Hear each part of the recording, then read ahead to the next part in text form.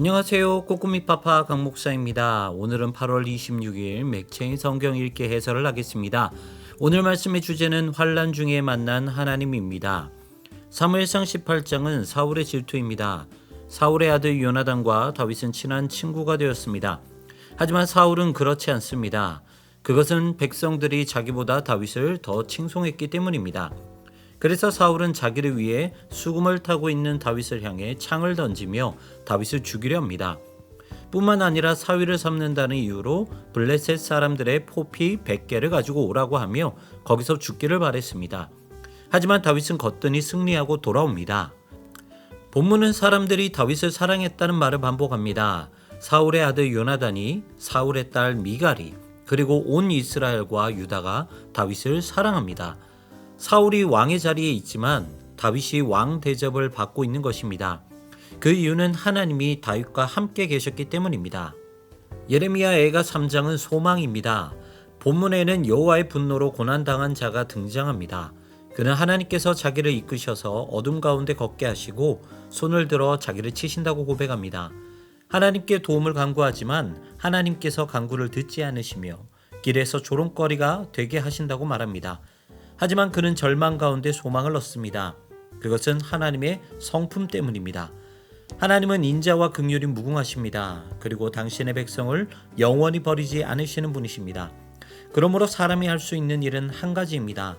그것은 하나님께 회개하고 그분께로 돌아가는 것입니다. 로마서 16장은 마지막 인사입니다. 바울은 로마 교회에 보내는 편지를 인사로 마무리합니다. 먼저 너희는 무난하라 라고 말하면서 로마 교회의 여러 사람들을 소개합니다. 그리고 너희에게 무난하노라 라고 말하면서 로마 교회 사람들에게 안부를 전합니다. 서로 다른 교회에 속해 있지만 모든 교회는 한 몸입니다. 그러므로 교회는 서로 무난해야 합니다. 시편 34편은 미친 척하는 다윗입니다. 이 시편은 다윗이 인생에서 가장 어두운 시기에 만든 시입니다. 그럼에도 불구하고 다윗은 하나님을 높이고 있습니다. 미친 척하며 쫓겨난다는 것이 인간적으로 부끄럽고 수치스럽지만 이 모든 사건으로 하나님께서 은혜로 개입하고 계심을 알았기 때문입니다. 다윗에게는 하나님께서 당신을 바라보는 자들을 구원하신다는 확신이 있었습니다. 그리고 그것을 경험하였습니다. 그러므로 암울한 상황 속에서도 마음에 기쁨이 있었던 것입니다. 욥이 하나님을 만난 때는 고난을 극심하게 당했을 때입니다. 그리고 평안함이 아니라 폭풍 가운데서 하나님을 만났습니다. 하나님은 우리와 항상 함께 계십니다.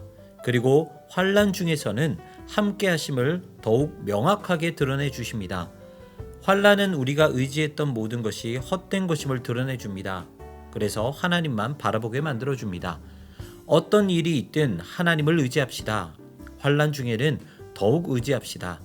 그래서 언제나 하나님 안에서 소망을 품으시는 여러분 되시기를 소망합니다. 지금까지 꼬꼬미파파 강복사였습니다. 내일 다시 만나요.